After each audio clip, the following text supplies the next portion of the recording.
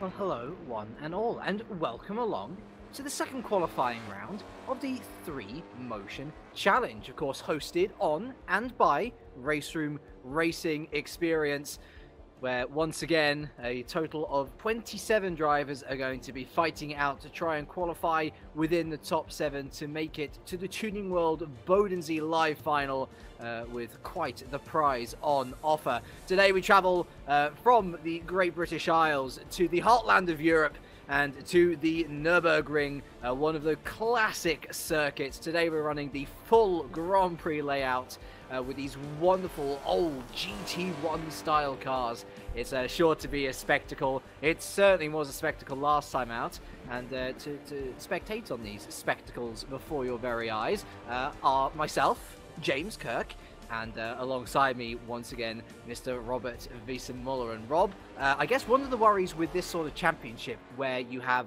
the top 7 from each race, of which, by the way, guys, there are 3 races in total. So one more next week, and then we have the live final.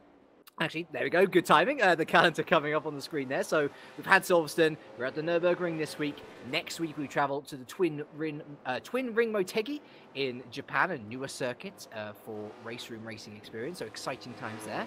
But yes, 7 drivers only qualify through each round. Of course, we had 7 from last time out. There's going to be 7 this time out, Rob. And that usually means that the fight for the places in like the 7th to 10th position category, they tend to get a little bit heated. Certainly was the case last time. Looking at Martin Stefanko, Roman Zico Point, and Michael Reichel, they were in quite the scrap, weren't they? Hello everyone, hello James. Yes indeed, last time it was very exciting at Silverstone, and if you haven't watched the race, make sure to go over to our YouTube channel and check it out, it's on there.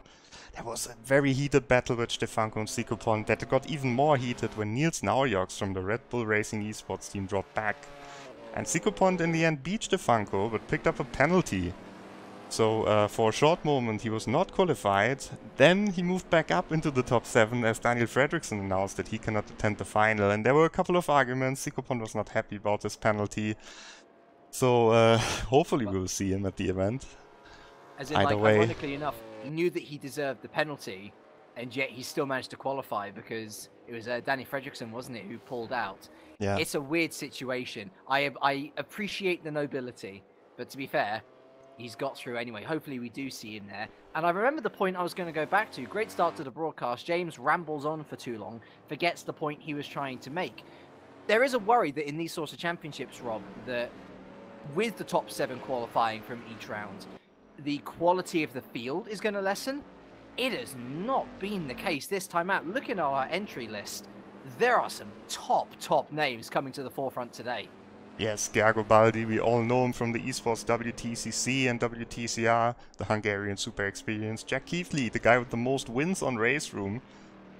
And Spunky, of course, was there last time, had a lot of bad luck. And then lots of other very fast drivers like Schäfer, Panebianco, O'Meal. If you look a bit further down, we see also Moritz Löhner, Oscar Hartwig, and Risto Kappert in this grid. It is stacked. It really is. I'm looking so forward to this one, and from a personal patriotic view, it's hard to be patriotic nowadays as a Brit, I realise, but 4 Brits on the grid. We believe, Rob, between us, we've been commentating on official RaceRoom esports for 2.5 years now at this point. We don't believe we've seen this many Brits on the grid ever. A maximum maybe of 3 at a time, so to see 4 on the grid today is a surprise, but a welcome one. Yes, and also a welcome surprise is this guy here, the Koenigsegg. For the first time on the grid, most of the time we see the 4 GTs and the Salines here. Occasionally Brave Nissan in the field, but this time Dan Costa from Portugal, he's chosen the Koenigsegg, which is fairly quick around this track. Actually, I tried it in the qualifier and it was a good car, so he will stand out in his yellow car. Let's hope that he will have a good race. Basically works as a high visibility jacket, doesn't it? So hopefully he'll be avoiding all the troubles in what is one of my personal favorite cars of all time. I remember when that Koenigsegg first showed up on British television, all the motoring shows and magazines reviewing it, and I was thinking, wow, now that is a supercar. And certainly for a lot of these drivers, they'll be hoping that they will be in the most super of cars in regards to setup, in returns to the form that these guys are in. A reminder of our timetable: we have 10 minutes of qualifying now. It is bog standard race room stuff. Once that timer hits 0, that's your lot. There's going to be no finishing the lap, so it's short, sharp and sweet in terms of setting your fastest lap time possible, and it's short, sharp and sweet in terms of the racing action as well. Only 20 minutes to get the business done, and as we have mentioned before, those final 5 minutes, if there is a battle to be had for 7th position, you can be assured that it is going to be exciting, it is going to be savage. And there are going to be some sore losers, certainly by the end of it. Not looking to be a sore loser today, though. Gergo Baldi now. Sometimes he likes to say he's with Edge Esports. Sometimes he likes to go as a lone wolf. One thing has remained consistent, though, Rob. He has plenty of experience in the esports e-racing field. He has plenty of experience in regards to race room racing experience. And he's in a good vein of form as well, refinding consistency after a difficult 2018. Yes, and it's his first appearance here in the 3Motion challenge, of course, so yeah, good to see him here. He was the fastest in pre-qualifying, and in this practice session before the race, he was trading the first position very often with Jack Keithley. So as these guys just come through the final chicane, a reminder, Rob, of course, of the grand prize that all these folks are fighting for. Yes, the 3Motion simulator. This is what everyone's aiming for. The winner will win it, and it's worth 12,000 euros. So if you want to win it as well, make sure to join the competition, because there's one round left where you can qualify. Qualifier goes until Monday afternoon, and then it's the final race in exactly 1 week's time at Motegi. For now, however, we are at the Nürburgring and going on board here with the Ford GT. It's through the Yokohama. It's the Yokohama S in that particular configuration. It's turn 1 to us today. Now into, of course, the more well-known Mercedes Arena, turns 2, 3, and then the sharp right-hand exit of 4. You need the car well set up to traverse those curves beautifully, as was the case in this particular occasion. And as we mentioned before, as you've probably seen already, we are using the full GP layout today. Confirmation on board with Jack Keithley, a very fast man indeed. He knows how to win around here as he goes around the long downhill right bender of turn 6, and then it's a long mini slipstreaming opportunity down into the hairpin at turn 7. You can afford to go deep here as you cut back in on the apex and look to run out as far wide as you dare. And speaking about running wide, you don't want to do that here at the Schumacher S. Jack Keithley mounting those curves beautifully before we return to the main part of the circuit. It's into turn 10, left-hander, and then the right-hander of the Vostina Curva. And now for the main slipstreaming opportunity down the Advenbogen through the fast right kink of turn 12. You're going to want to have made sure that that turn 11 exit is as good as possible, because coming up is the NGK chicane. Brake as late as you dare, because through turns 13 and 14 there could be positions to be gained.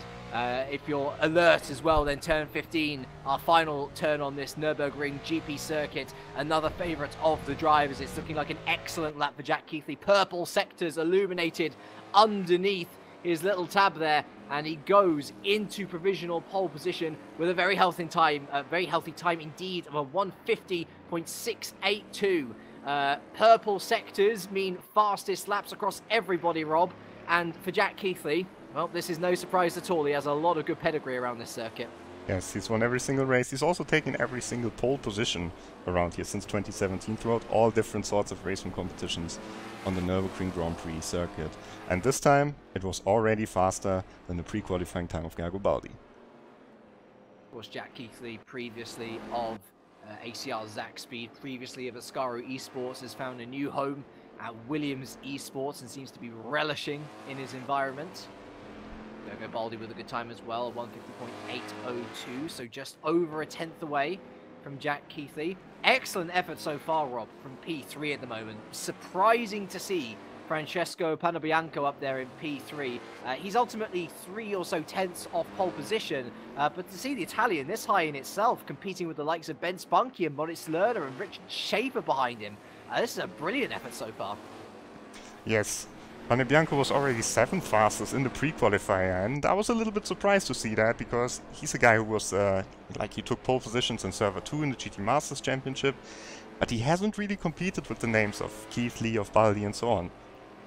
But to see him here in the qualifying session, converting it immediately on his first lap, that's a very good sign. The rest of the top 10 rounded out by Simon O'Meal, another person who has found Server 2 stardom, famously the Server 2 winner in the EWTCR final round at Macau last year. Risto Capit P8, Lars Balmaner P9, and James Petty rounding out the top 10 as we speak. Simon O'Meal going up to P6, demoting Richard Schaefer down to P7. And for Richard Schaefer, a very personal track indeed, Rob. Risto Capit goes ahead of him into P6, but for Richard Schaefer, it is very much, literally, his home circuit. Yes, he lives right here next to the track in Adenau. Of course, we have the RaceRoom Cafe also at the Nürburgring, on-site, a real location at the real Nürburgring, and that's Richard Schaefer was basically present at every single bigger event there. I think he learned a lot of his racecraft there in the RaceRoom Cafe, and it's good to see him here in the field, currently P7 in qualifying. That's very decent. Great guys, Richard, and a great bunch of people over at the RaceRoom Cafe as well. I've had the pleasure of meeting quite a few of them, and they are a lovely lot. So if you are ever near the Nürburgring, if you're swinging by to see a race event, then do absolutely pop in. They would love to see you. They'd love to take you round, as someone has been round, it looks like, at turn 1, as James Petty navigates that very nicely indeed, still within the top 10. Konrad Zarebiec, the Polish driver, has slotted his way up into P9 as well. That's a good job there. Anybody particularly out of position? I wouldn't say so. Well, first of all, I would say that James Petty, we have debutants in the series like Keith Lee and Baldi, but they've done plenty of other races on RaceRoom. But James Petty, he's an overall debutant in RaceRoom competition, so it's great to see him in the top 10 here. Certainly a surprise for me. Out of position, well, Lucas Buron only in P19. I think his form curve was pointing upwards in the previous events. It was a bit further back than we expected him to be. And then also P21 for Oscar Hardwick, who's very experienced throughout different simulations. Chose the Nissan here, which was very strong at Silverstone, but maybe not so strong at the Nürburgring. Simon O'Meal has just manoeuvred his way up into P6 as Oscar Hardwick chooses the dangerous line across the Schumacher S. It's still Jack Keithley on pole position with 2 minutes left, Rob. Unless you're crossing the line in the next 10 seconds or so, you're not really going to be looking at getting another lap in. This will be your last attempt. Yes, indeed. And I think we have Keithley and Baldi running behind each other. Let's see. No, it's actually not Baldi. It's another car in the same livery. Diego Baldi here. He's also on his final lap, so maybe let's stay on board with him. The Hungarian then. Oh, Matt Webb into P9. That's a great effort from Matt Webb. So demoting the other Brit, James Petty, outside of the top 10, and Petty in the pits now. Baldi and with a mistake. Gergo Baldi goes wide there. And that's going to be Gergo Baldi's attempt over. Panebianco in the pits, Capit in the pits. Looks like O'Meal is done as well.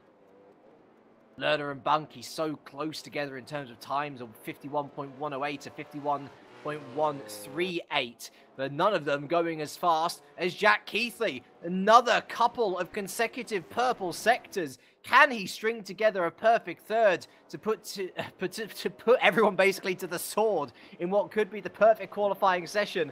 Round the final corner he comes. He has left me speechless plenty of times before. Let's see whether he can do it once again after I fumbled over my words. No, it is a relatively tame final sector, but in the end, Rob, it was enough. Just looking at Moritz Lerner now, seeing if he can improve on that P4 position, if he can just sneak ahead of Panebianco into the top 3. Maybe it's going to be a tall order. He's set 2 green sectors so far, so it's looking okay.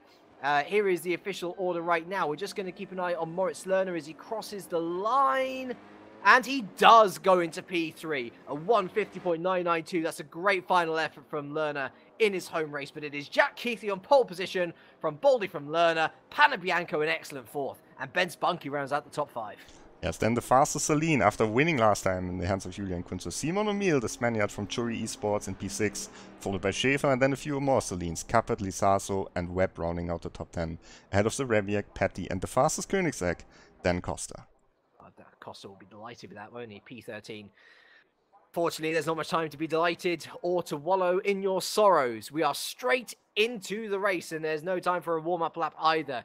You got to get yourself ready. You got to get yourself mentally prepared. You got to get yourself onto the grid, and then we are going to be heading onto the track for our 20-minute race.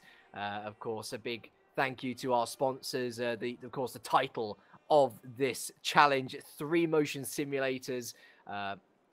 Production of all are done in Germany. A true German product, true German efficiency. It's a brilliant prize to be fighting over.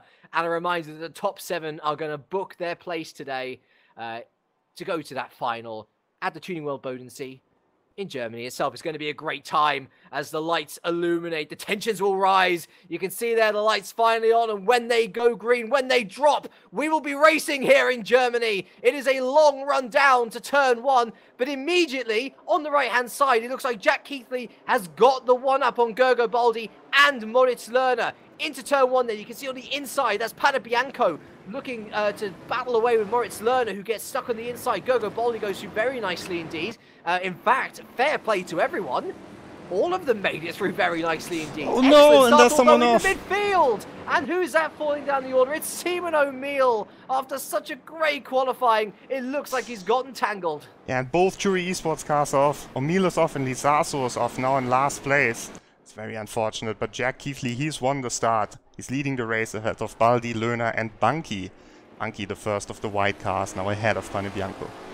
So Banki's done well to avoid all the carnage. Richard Schaefer as well made up a good couple of positions. Oh, Pane Bianco! What's happened there? Has he missed a timing beam perhaps? No, he has gone off! Oh no! All these guys who had such excellent qualifyings just losing it within the first lap even. So Pane Bianco falls down the order now.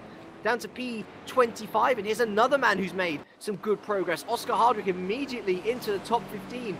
Another half of these, he's got a half of these numbers now to try and get up into the top 7, a long way ahead, but things are working for him. Looking on the inside of Lucas Buron, nothing doing there. Oh, there is a move there though, goodness me, who is that? That was Corentin Pointos up to P11. Goodness me, what a start for him, and Dan Costa up into the top 10.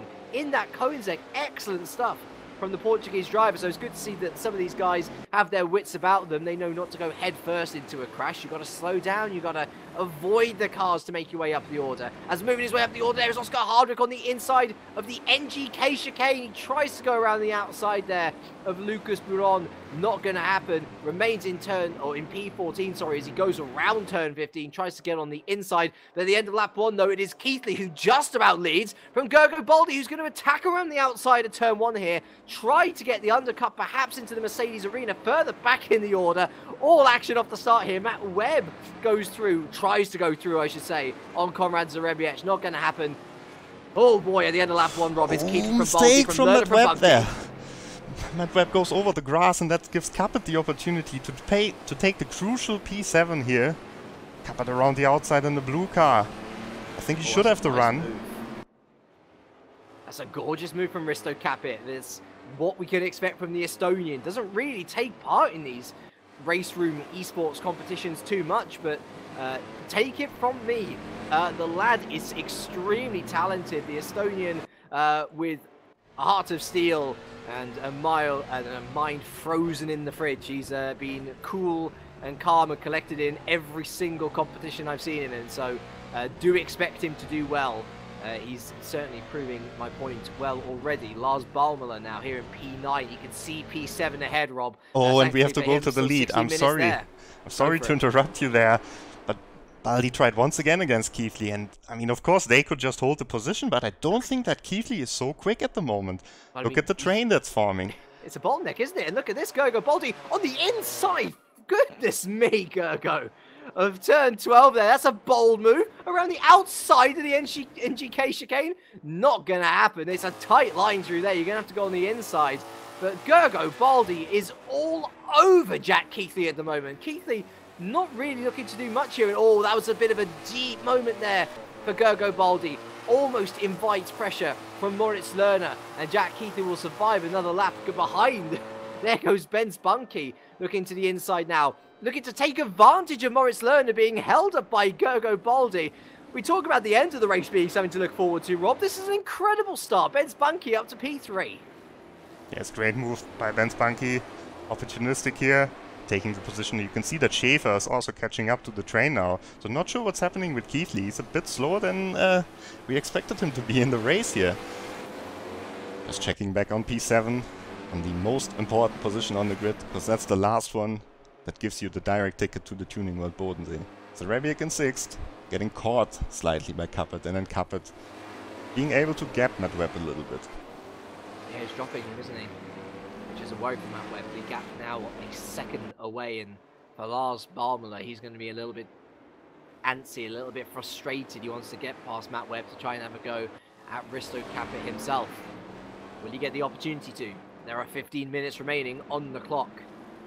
And at this point, we can take a moment and press F to pay respects in chat for the likes of Pana Bianco and Simon Emil. We've already had a retirement in this race, Diego Lisasso as well. But Rob, these guys who qualified so well inside the top 10, inside the top 7 even, and it's going to take a miracle for them to get inside the top 7 now. At least they will have another opportunity for the Motegi round. So hopefully we will see them again in the next qualifier, and then also 3 spots will be given away at the event at the Tuning World Bodensee, the final 3 spots, to complete a 24 car and 24 simulator grid in the final. Going to be a spectacle indeed.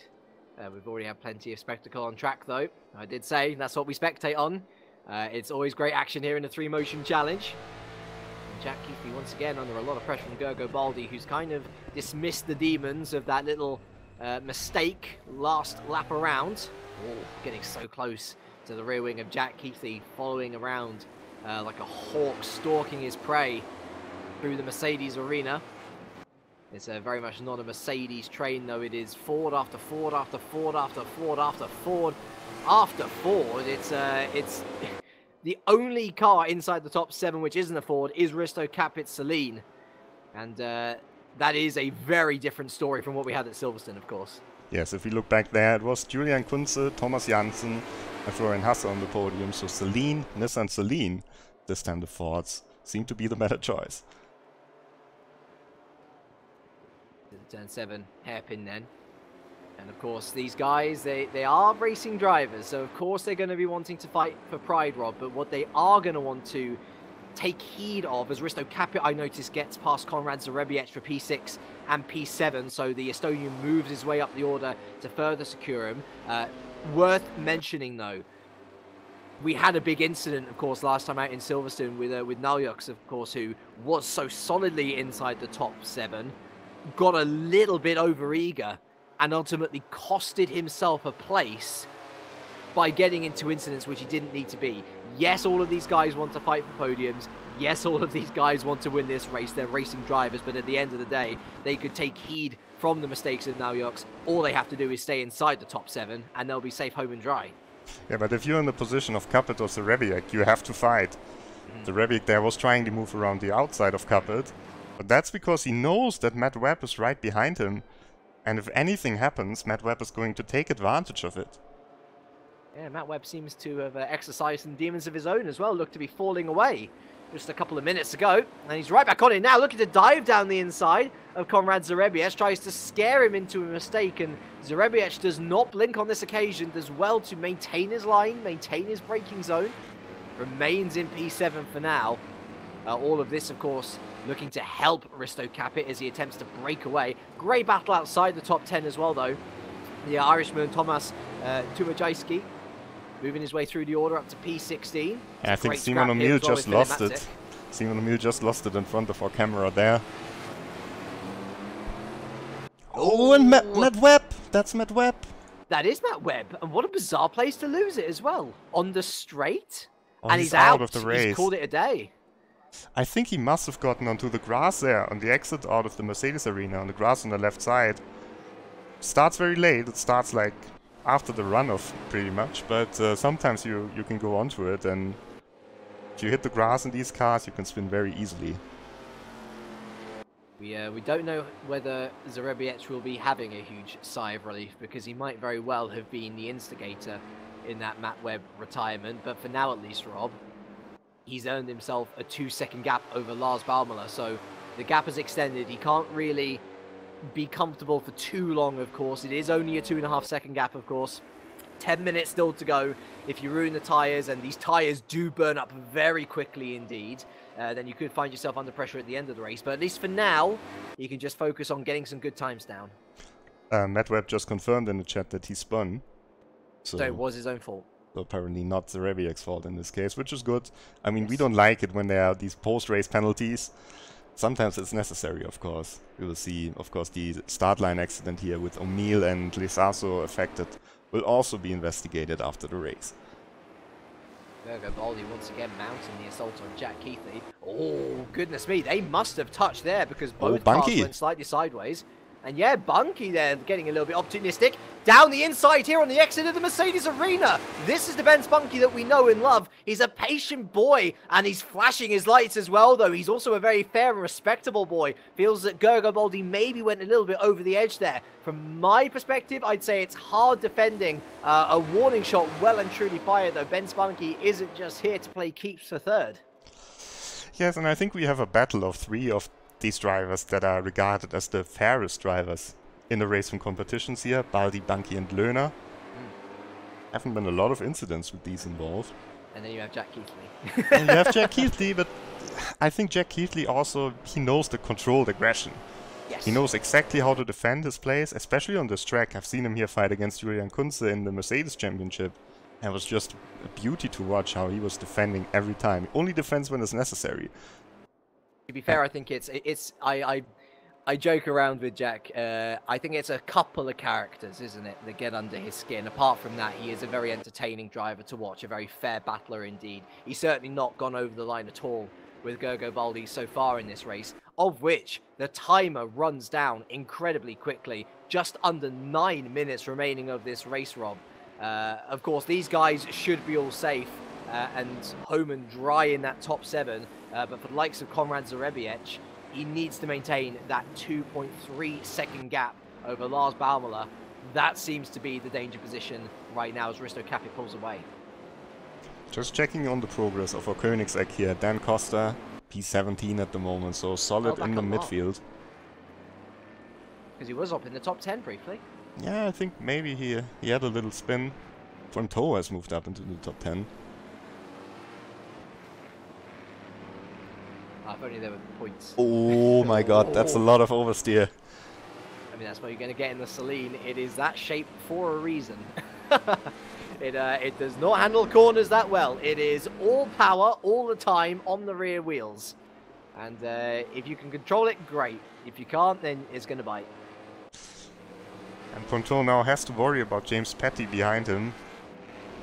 And that P9, P10 area, that can be crucial. We've seen it last time at Silverstone when Naujok spun off.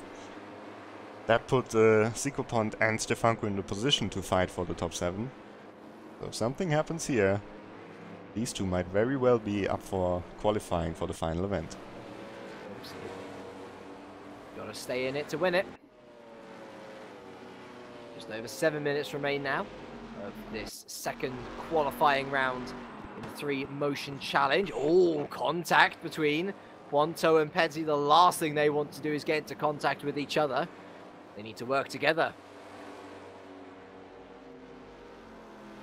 You can see Baumüller ahead, and Baumüller, to be fair, has caught up ever so slightly to Zarebiec. The gap almost down to under 2 seconds now.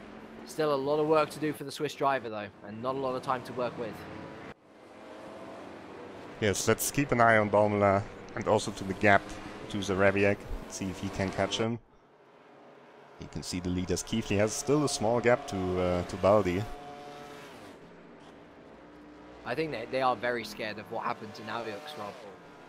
It's all fair and well fighting for the win, but all you have to do is qualify here. That's why it is a qualifying race, of course. No points on the table, no championship to be fought until the final round. Although there have been some very exciting battles indeed. What could we have seen from Mr. Francesco Panabianco had he not had that incident earlier on? A lovely move on the inside of the Koenigsegg of Dan Costa there to manoeuvre his way up into P17. Yes, he's fighting, but I think he's running out of time now to really get back up into the top 7 positions here. Just checking on a few guys that we haven't mentioned at all so far. Harry Dorman, the Dutchman, having a very nice race in 16th. He's one of the last guys to get into this race here. Then Martin Hafner also on his debut. He's currently running in P19. Ahead of Sorsay, ahead of Attila Diener, who some of you might know from the Avia competition where he raced in the rookie class. And we've got behind him Andreas Scheuermann in this car that Michael Bartels used to race in the FIA JT Championship. Ahead of Emil, who didn't have a good recovery, and then Francesco Escuto rounding out the field. Oh, aggressive move there from Simon Emil. Can't quite make it stick. Nice. It's good to see them still showing a bit of passion. Much like with Matt Webb, it's so easy just to, after a spin or after an accident, to pull the trigger on the race and say, okay, that's me done. It's great to see everyone still out there, still fighting. I think Webb might have picked up damage there when he did when he hit the wall. Certainly. So of course sometimes you can't continue even if you want to. And Richard Schäfer has caught Moritz Löhner. I think he's been there all along, hasn't he? It's just a question of he's not been, or whether he's been pushing or not for a move. I think now he's definitely turned the switch on. Why wouldn't you final 5 minutes of this race? And he's definitely, you can see that the pressure's showing because Lerner's started to fall off the back of the top 3. Yeah, and it has definitely calmed down a little bit there at the front. Capet still with a nice lead, and Baumler, I think he's catching a little bit to Zarabiak, but not sure if it's enough. Yeah, he's got it down to 1.5 seconds now. Roughly or so, depending on which corner you're going through, of course. Capet's pulled a 2.5 gap on Zarabiak, however. So it is very much Zarabiak in that danger zone position. As it stands, he qualifies for the Tuning World Bodensee final. Yeah, he can't let up though, otherwise Lars Baumler will be looking to pounce. Good race overall for this man, Rob. Oscar Hardwick, arguably in not one of the best cars suited for this circuit, doing well to initiate the Hardwick trade in P13. Yes, and I switch to him very often in this race because he's always in the middle of the action, either attacking or defending, depending on if it's a straight or a corner. He's a man of many words, is Oscar Hardwick. Some of them are very funny, some of them offend other drivers, and some of them are just plain crazy. But that is why we love him. He is a fast boy. And for the Magenta Warriors team, it's great to see him back in the field, honestly. I've always loved commentating on Oscar Hardwick. Always a very entertaining driver to watch. Not even just in battling, in just his driving style. I do wish that we saw him more often as we've made this big transition into the world of e-racing as opposed to sim racing. It's great to see him having a good race overall. I know that P13 might not necessarily scream excellent race, given the stakes are for P7 and upwards. But I do feel, considering his starting position, considering the car he's in, he's doing a very stand-up job indeed. As to the outside will look the German Philipp Matzik, but once again, Oscar Hardwick defending beautifully into turn 1. And what he's trying to do here is he's trying to feed him into the grip of Tomasz Tumajajski. What it has done, though, is it's put him on the back foot now, as it looks like Philipp Matzik tries to stick his foot in it. That's kind of backfired, though, because here comes Tumajajski up the inside on the exit of the Mercedes arena, and with a bit of elbows out, he's gotten the move done. That was brilliant stuff. Yeah, Oscar Hardwick using all of his experience here to keep Matzik behind him. Oh, and Tumajajski sideways. Harry Dahmen and Costa have caught up as well. Like London at Christmas. Well, actually, no, that's a lie. It's like London at any time. The traffic, getting a bit feisty and getting a little bit roadblocked. And Philipp Matzik, that was a late move, but it was beautifully executed, Rob. A big risk, but it paid off. Yeah, great move from him. Up into P14 now, but we have to go back to P7. We have to go back to Konrad Zarabiak to see where he is. Still a pretty large gap so far to Lars Baumler. And he's got one more lap to go, Rob, surely. Let's see where Keithley is. Yeah, so Keithley will start his final lap now. Was that a mistake from Zarabiak that I saw? into the NGK chicane. I think it was. I think you're right. Oh, look how close Baumler is. He's put himself under a lot of pressure for this final lap, Rob. He'll be thankful that it is just one lap that he's got to defend. Yes, indeed, he will be. Let's see what the Swiss can do. Lars Baumler, experienced in real motorsports as well. He will know some tricks. Into turn 1.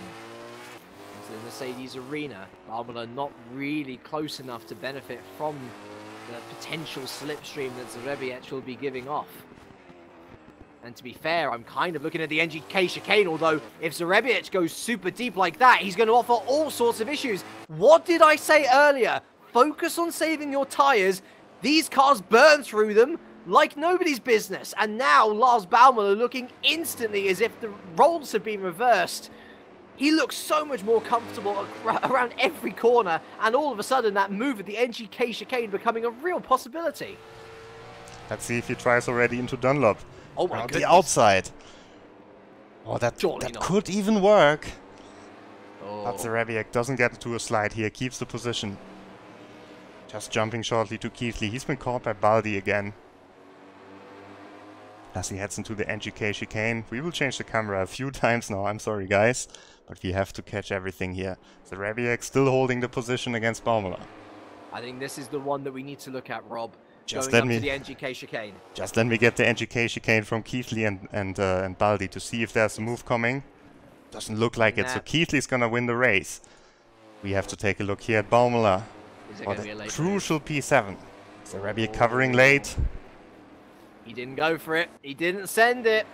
And I feel that might be chance done and dusted. It's going to be Jack Keithley who wins the second qualifying round here of the 3Motion Challenge at the Nürburgring. Baldi second, with Banki rounding out an all 4GT podium.